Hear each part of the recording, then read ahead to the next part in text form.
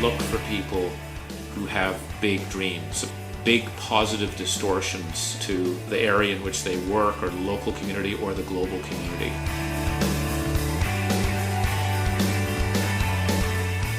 One thing I think it's very important as you think about McKinsey is what type of people are in this place. I play the guitar and the piano and have recorded with bands over the years. I've loved painting ever since I was a very young child. I have two kids. I have two babies actually, and I play in a rock band. I'm half Italian, half Austrian. I can't say that I love to cook, otherwise it's a cliche Italian woman. I am an athlete, or used to be an athlete, competed in the Olympics in 2000 as a swimmer. I have a 6-month-old baby boy, so he makes me smile. I'm a spinning instructor at New York Sports Club twice a week. I recently got married and I'm expecting my first kid in a couple of months. I'm hugely excited about that. You meet people from all over the world. The firm is excellent at integrating people. People are special at McKinsey. I've worked with doctors, I've worked with lawyers, I've worked with people from Africa, from Asia, from Russia, from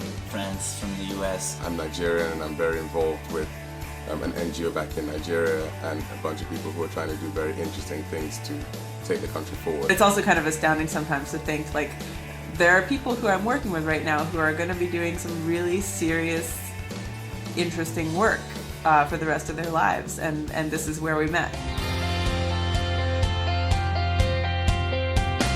What really gets me fired up is that there is a huge number of people that are here because they want to make a difference. I just finished up a study for a foundation which tries to improve the livelihood of 150,000 smallholder cotton farmers in sub-Saharan Africa. I was brought into this study because I have been working a lot with apparel companies, so I could help the farmers and the organization understand the needs of their potential customers. We launched a joint venture with Nielsen in the area of social media.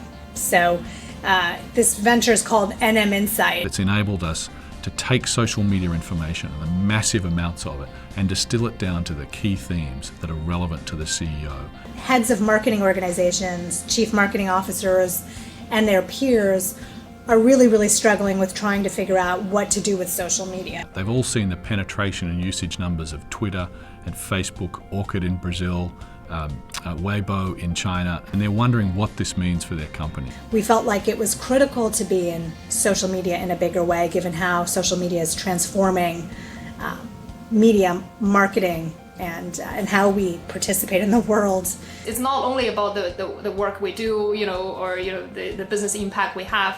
It's about what we collectively believe. We want to be, bring impact both to the business world and to the society at large. Being with the CEOs and helping shape how corporations think about social issues, I think it's just an amazing experience. We were asked by a client to help them develop a growth strategy for their respiratory medicine. Over 40 million people are suffering from that disease. As a practitioner in healthcare, you basically immediately see the need for something like this product to succeed. Now, succeed, of course, is a commercial term, but actually basically make it available for the patients who need them.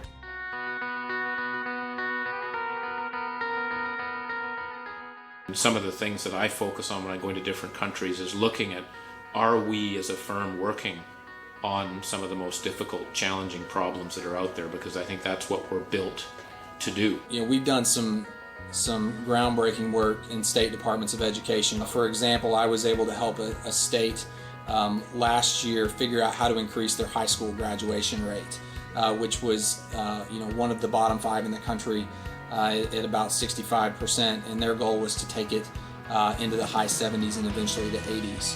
This is something that there's little, if any, precedent for accomplishing in the United States. Everyone knows how big a financial crisis has occurred across the world, but if you look at countries like Nigeria, something like half the banks were decimated as well by their own financial crisis. And that work to turn them around and to help them improve and to get the average person to be able to trust banks again and be able to invest in them and deposit their money in those banks is the kind of thing that gets me excited. We did some work in conjunction with the World Economic Forum and 6 of our clients, as well as the IFC and the World Bank, really trying to understand what the situation is with regard to water.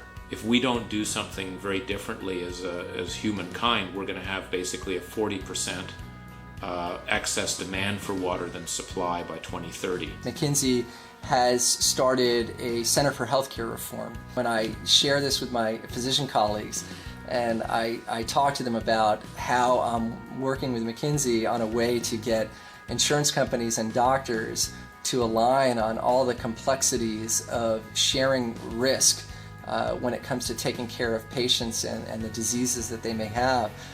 They smile and they laugh at me and they'll say, "Gosh, that's impossible. That can't be done."